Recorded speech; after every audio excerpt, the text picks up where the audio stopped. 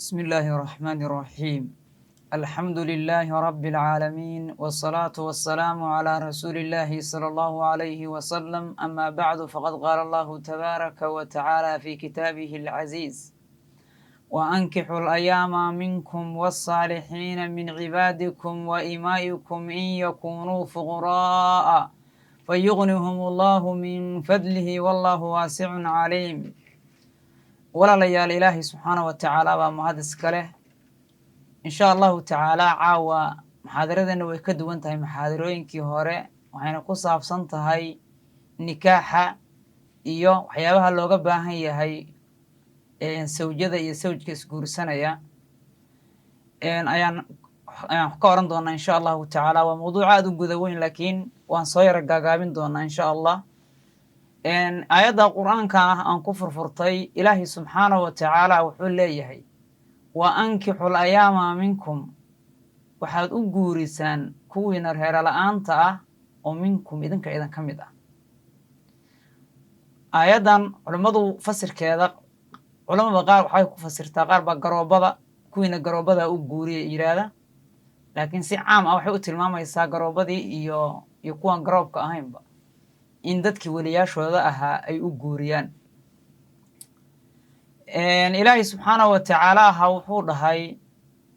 wasaalixiinana u guuriya kuwii saalixiinta ahaa oo min cibaadikum iyo wa imaa'ikum ah, kuwa wan wanaagsan oo addoommadiina ragga ah iyo gabdhaha ahaana u guuriyu dhahay alla subxaanahu wa tacaala. ilaahay wuxuu dhahay: in yakuunuu fuquraa, hadday yihiin kuwo fuquraa ah aan waxba haysan, fa yugnihum allah, ilaahay baa qani yeelayu dhahay alla subxaanahu wa tacaala. marka haddii ay xoolo lahayn, ha odhanina qofkan xoolo ma haystee, qofku maadaama uu muslim yaho iimaan laga helay, ilaahay baa qani yeelaye u guuriy u dhahay. aayadda ku xigta ilaahay subxaanahu wa tacaala wuxuu leeyahay: falyastacfif, ha dhowrsadeen aladiina kuwii laa yajiduuna nikaaxan, nikaax aan helaynin, xataa yuqniyahum allahu min fadli, ilaa ilahay uu ka qani yeelo. nikaaxan waxaa looga jeedaa uhbatu nikaax, nikaaxa qarashkiisa aan helaynin. culimmada fuqahaadu waxay leeyihiin qarashka nikaaxa ku baxaya iyo 24 saac gabadhu waxay cunto qofka haysta oo muslimka ay shareecadu waxay u sunaynaysaa inuu guursado, loo diidi maayo, guurkiina u baahan.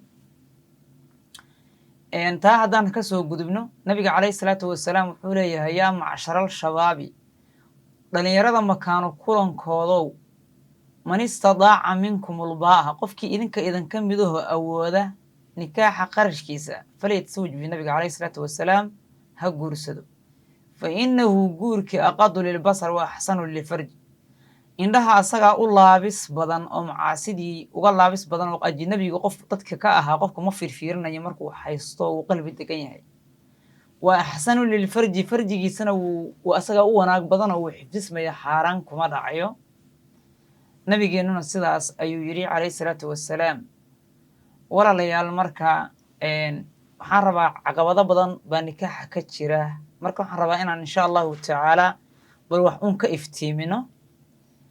qofka muslimka oo guursanaya, shareecadan waxay amartay inuu guursado qof wanaagsan oo ahludiin ah, sida nabigeenna calayhi salaatu wassalaam markuu khabrayey uu yidhi: tunkaxul mar'a liarbacin, haweenta waxaa loo guursadaa 4 u dhahay. dadku waxay u guursadaan 4. dad badana xadiiskan waxay u fahamsan yihiin 4ta u guursada nabigu inuu yidhi, mana uu dhihinoo muu amrin nabigu 4ta in loo guursado, bal wuxuu yidhi dadku waxay u guursadaan. khabar ayuu nabigu ka warramay calayhi salaatu wassalaam. markaasuu nabigu wuxuu sheegay: limaalihaa walixasabihaa walijimaalihaa walidiinihaa, waxay u guursadaan maal, gabadha maalka haysata raggu way jecel yihiin, wayna guursadaanna way u kala tartamaan. gabadha nasabka wanaagsan ka dhalatay ama madaxda ka dhalatayna waa la jecel yahay, gabadha quruxda badanna waa la jecel yahay, gabadha diinta u saaxiibkaana waa la jecel yahay, waa la guursadaa. 4taa markuu nabigu khabray calayhi salaatu wassalaam, kabacdi nabigu wuxuu ka soo reebay saaxiibatu diin, gabadhii diinta u saaxiibka ahayd. 3dii kaleba meesha ayuu ka saaray. qofkii taa khilaafana gacantiisu ha faqiirto ayuu dhahay nabiga calayhi salaatu wassalaam, oo kama qaala rasuulullahi sala allahu alayhi wasalam. marka la guursanayo waxaa la rabaa in la guursado qof ahlul iimaan ah. qofka haddaadan iimaan ku guursan oo adduunyada iyo dhalanteedkeeda iyo aad ku raacdo, hadhowdii dhibaato badan ayaa ka imaanaysa waana waxyaabaha haddan haysta gabadha ama wiilka waa inuu yahay qof ehludiin ah oo xaqaaga uga cabsanaya allah subxaana wa tacaala markii qofku uu guursado uu rabo inuu guursado qofkii uu la soo heshiiyey ehludiinka ahaa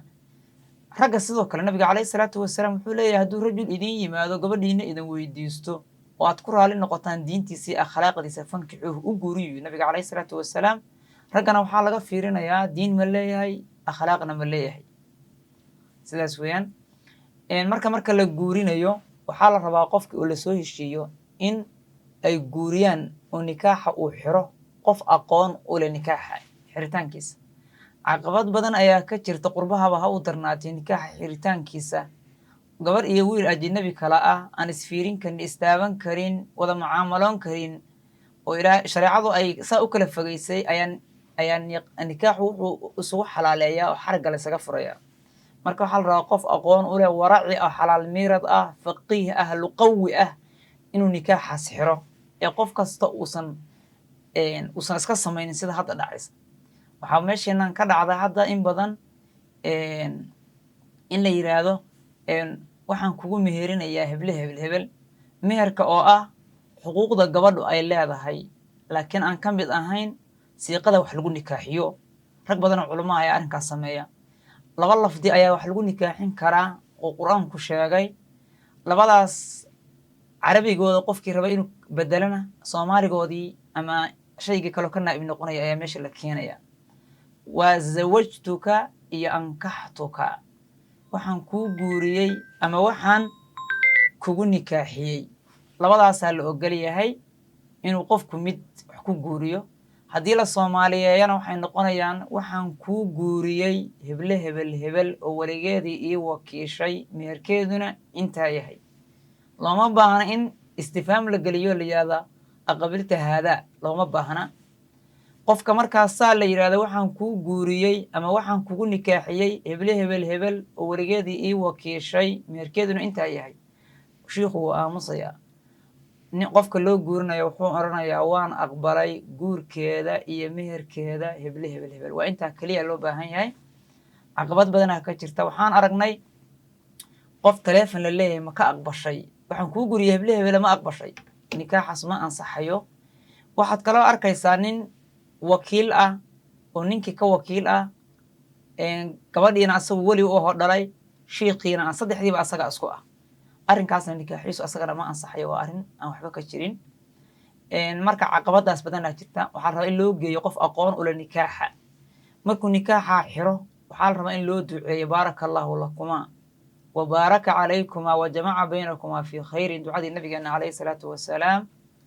marka ducadaasaa loo xiro oo nikaaxaasu saa ku dhaco oo qofkaas uu alla baryo oo ilaahay baryo oo hameenkii gurigiisa uu tago wuxuu akhrisanayaa ducooyinkii nabigeena calayhi salaatu wasalaam uu dadka u suneeyey allaahuma janibna shaydaan ilaahow shaydaanka naga dheeree wajanibna shaydaana shaydaankana ilaahow ka dheeree maa rasaqtanaa waxaad nagu risaaq sidaa hadduu qofku ku ducaysto ilaahay subxaanahu wa tacaala uu qadaro walad dhexdooda ka qadaro nabigu wuxuu leeyahay calayhi salaatu wasalaam lam yaduruhu shaydaan weligii ma dhibayo shaydaan ma dhibayo abadan weligiis ayuu dhahay nabiga calayhi salaatu wasalaam marka sidaasuu oranayaa shaydaanku ka naaraya bisinku qabsanaya ducadaasna wuu ku ducaysanaya ilmaha markii uurka uu galo qofku waxaa la rabaa inuu ku quudiyo wax xalaal ah oo xaaraanta uu ka ilaaliyo ayaa la rabaa haddii ilmahaaga aad xalaal ku quudiso ilmo wanaagsan ayuu noqonaya laakiin haddaad xaaraan siiso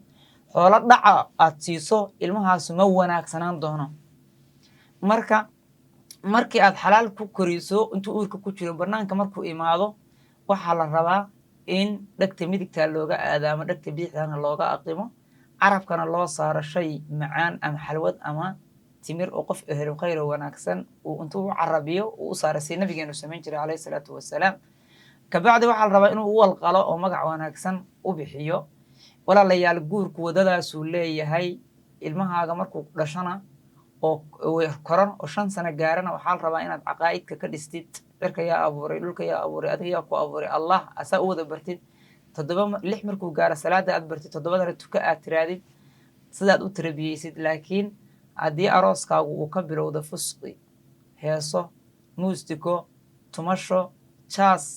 iyo nikaax caqadkiisuba uusan saxiix ahayn oo qof aan ehel u ahayn loo geeyey